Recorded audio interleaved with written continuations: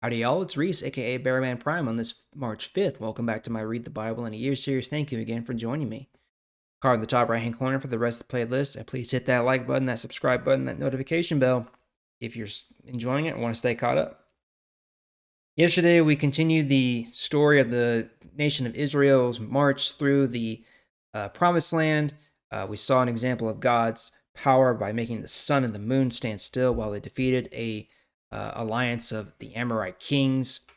We're going to skip over a whole bunch of chapters now in Joshua because basically the from chapter 11 on to where we're going to be today, chapter 23, a lot of that deals with the land of Canaan, and now at this point, the land of Israel being divided up among the various tribes, and then the governing laws associated with that, such as the cities of refuge and whatnot.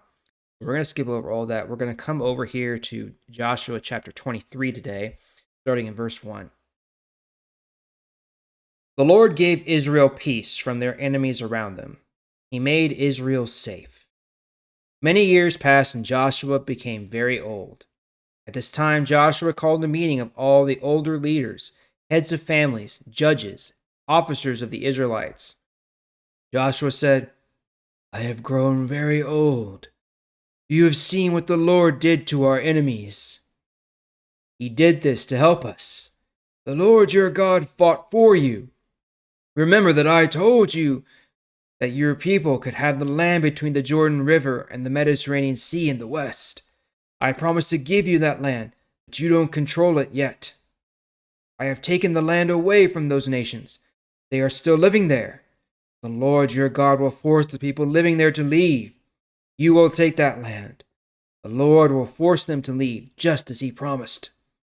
You must be careful to obey every command written in the book of the law of Moses. Never turn away from that law. There are still some people living among us who are not Israelites. They worship their own gods. Don't become friends with them. Don't serve or worship their gods. You must continue to follow the Lord your God. You have done this in the past, and you must continue to do it. The Lord helped you defeat many great and powerful nations. He forced them to leave. No nation has been able to defeat you. With his help, one man from Israel could defeat 1,000 enemy soldiers, because the Lord your God fights for you, as he promised. So you must continue to love the Lord your God. Never stop following him. Don't become friends with those people who did not leave when you took the land. They are not part of Israel. Don't marry any of their people. If you become friends with those people, the Lord your God will not help you defeat your enemies. It will become like a trap for you. It will cause you pain, like smoke and dust in your eyes. You will be forced to leave this good land. The Lord your God gave you this land, but you can lose it if you don't obey his command. It is almost time for me to die. You know and really believe that the Lord has done many great things for you. You know that the Lord your God has not failed in any of his promises.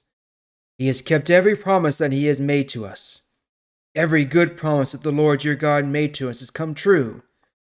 But in the same way that the Lord will make his other promises come true. If you do wrong, bad things will happen to you. You will be forced to leave this good land that the Lord your God has given to you. This will happen if you refuse to keep your agreement with the Lord your God. You will lose this land if you go and serve other gods. You must not worship those other gods. If you do, the Lord will become very angry with you. Then you will quickly be forced to leave this good land that he gave you.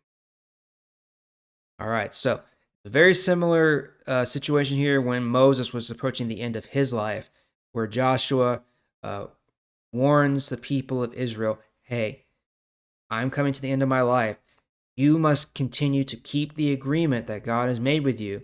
Don't fall into idolatry. Don't associate with these other peoples that worship other gods. That is not good for you. And that is still true today. Now, we don't necessarily think of idolatry in the same way where people are worshiping other gods, but when we have people around us who try to divert our attention and our focus away from God, it it doesn't go well for anyone.